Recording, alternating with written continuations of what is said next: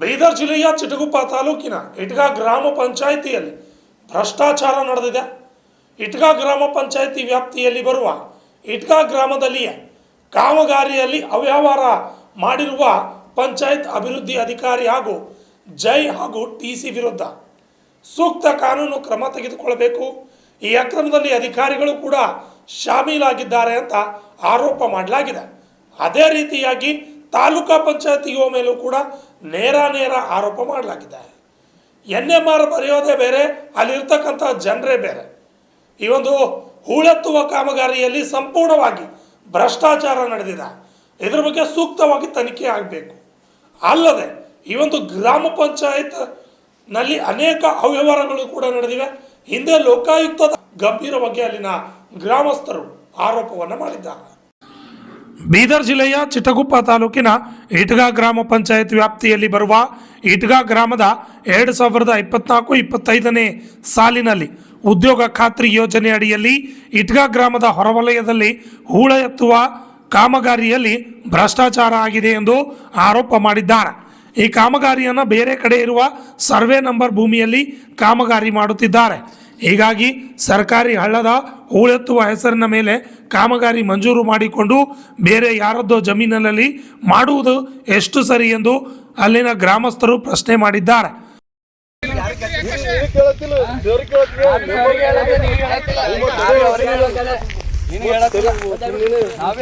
ಅಧಿಕಾರಿಗಳಿಗೆ ಕೇಳೋದೇವು ಅಧಿಕಾರಿಗಳಿಗೆ ಕೇಳೋದೇವು illegal work ಆಗ್ಯದ, ಇಲ್ಲಿ ಏನಾದ್ರು ಇನ್ಸ್ಪೆಕ್ಷನ್ ಮಾಡ್ರಿ ಅಂತ ಕೇಳೋದೇವು ಅಧಿಕಾರಿಗಳಿಗೆ. ಎಲ್ಲ ಕೇಳೋದು ಅಲ್ಲೇ ಕೇಳೋದೇವು ಅಧಿಕಾರಿಗಳಿಗೆ ಏನಾದ್ರು ಕಂಪ್ಲೇಂಟ್ ಕೊಟ್ಟಿದ್ದೇವು, ಅಧಿಕಾರಿ ಕೇಳೋದೇವು.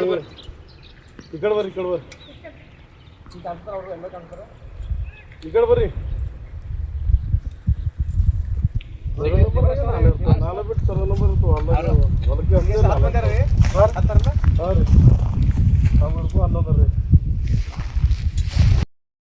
ಹೊಟ್ಟಿಗೆ ಹೊಡ್ಕೊತ ಬರ್ತಾವ ಸರ್. ಏನಾರ ಮಾಡತ್ತಾರೆ, ಏನ್ ಮಾಡಕತ್ತದ ಮಾಡ್ತೀವಿ ಮಾಡ್ಕೊಡೋದು. ಇನ್ನೂ ಸರ್ ಈಗ 3 ವರ್ಷ ಐತಿ ಇದೇ ನಡೆದ. ಎಲ್ಲ ತೊಲಿ ಇದೇ ಗುಡ್ದಳ್ಳಿ, ಇದೇ ತಿಂಬದು, ಇದೇ ಲೂಟಿ ಮಾಡೋದು. 100 ಮಂದಿ 60 ಮಂದಿ NMR ಹಾಕ್ತಾರ, 10 ಮಂದಿಗೆ ಪೇಮೆಂಟ್ ಸಿಗ್ತದ.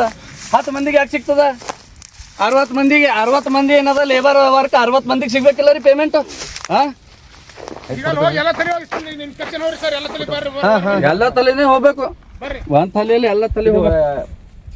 ನೀವು ಡೈಲಿ ಕೆಲಸ ಬರ್ರಿ, ಯಾಕೆ ಬರ್ರಿ ಬರ್ರಿ ಎಲ್ಲರೂ ಸರ್ ಇಲ್ಲಿ ಬರ್ರಿ, ಬರ್ರಿ ಇಲ್ಲಿ ಮ್ಯಾಗ ಬರ್ರಿ. ಮ್ಯಾಗ ನಿಮ್ಗೆ ಮೆಜರ್ಮೆಂಟ್ ಕೊಟ್ಟಿರ್ಬೇಕಲ್ಲ, ಏನ್ ಕೆಲಸ ಮಾಡ್ಬೇಕಂತ ಹೇಳಿ ಹೇಳ್ರಿ. ನಿಮ್ಗೆ ಬಿಟ್ಟು ಹೇಳ್ರಿ ಹಾಡು ಸೊಂದಾಗ ಇಲ್ಲಿ ಅಲ್ಲಿ ಮ್ಯಾಗ ಬರ್ರಿ, ಅಲ್ಲಿ ಮ್ಯಾಗ್ನು ನೋಡೋಟ್ ಬರ್ರಿ ಸರ್. ಅಲ್ಲಿ ಮ್ಯಾಗ ಅಲ್ಲಿ ಹೊಲ ಹಾಕಿರ್ಲ ಬರ್ರಿ, ನಾಳೆ ಎಲ್ಲೆಲ್ಲವ ನೋಡೋಣ ಬರ್ರಿ.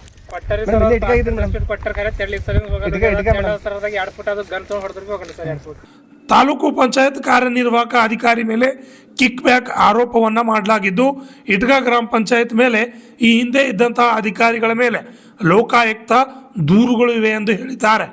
ಅಲ್ಲದೆ ಮೇಲಾಧಿಕಾರಿಗಳು ನಾವು ಕೊಟ್ಟಿರುವ ಕಂಪ್ಲೇಂಟ್ ಬಗ್ಗೆ ಯಾವುದೇ ಕ್ರಮ ತೆಗೆದುಕೊಳ್ಳುತ್ತಿಲ್ಲ. ಸುಮಾರು 3ರಿಂದ 4 ಬಾರಿ ಮನವಿ ಸಲ್ಲಿಸಿದ್ರೂ ಕೂಡ ಗಮನ ಹರಿಸುತ್ತಿಲ್ಲ.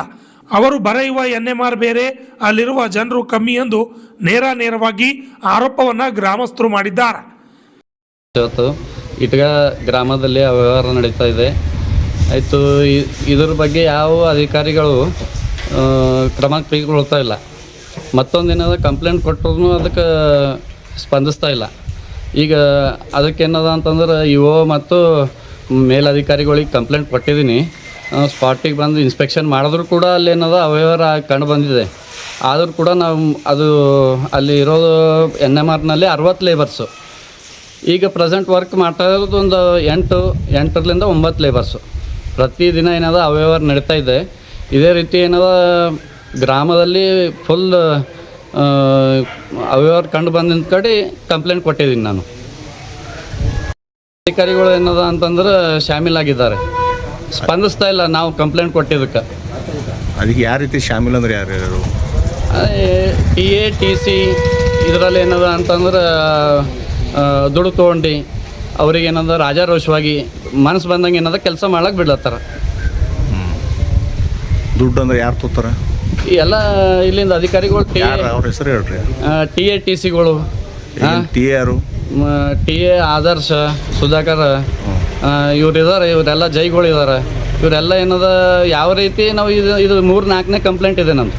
ತಾಲೂಕು ಪಂಚಾಯತಿ ಇವ್ರು ಮೇಡಮ್ಗೆ ಯಾಕೆ ಇವ ಮೇಡಮ್ಗೂ ನಾನು ಗಮನಕ್ಕೆ ಬಂದೀನಿ, ಅವ್ರಿಗೆ ಗಮನಕ್ಕೆ ತಂದೀನಿ. ವಾಟ್ಸಪ್ ಮುಖಾಂತರ ಸ್ಪಾಟ್ದಲ್ಲಿ ವಿಡಿಯೋ ಮಾಡಿ, ಲೇಬರ್ಸ್ ವಿಡಿಯೋ ಮಾಡಿ, ಸ್ಪಾಟ್ದೆಲ್ಲ ಏನದ ವರ್ಕ್ ಆರ್ಡರು NMR ಟೋಟಲ್ ಅವ್ರಿಗೆ ಹಾಕಿದ್ದೀನಿ.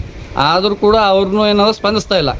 ಹಾಂ, ಅದು ಅವ್ರನ್ನೂ ಇದರಲ್ಲಿ ಏನಾದರೂ ಆಮಿಷ ಒಟ್ಟಿರ್ಬೋದು, ಅದಕ್ಕೆ ಏನದ ನಮಗೇನದ ಇದು ಮಾಡ್ತಾ ಇಲ್ಲ. ಈ ಸಂದರ್ಭದಲ್ಲಿ PDO ಅವರು ಮಾತನಾಡಿದ್ದಾರೆ. 60 ಜನ ಲೇಬರ್ ಅಂತ NMR ಇದ್ದು, ಅದರೊಳಗೆ ಖಾಲಿ 7 ಜನ ಲೇಬರ್ ಇದ್ದರು. ಅದು 7 ಜನ ಎಷ್ಟು ಜನ ಆಯಿತು ಅಷ್ಟು ಜನ payment. Vidyasagar, RJ32 Kannada news, Humnabad.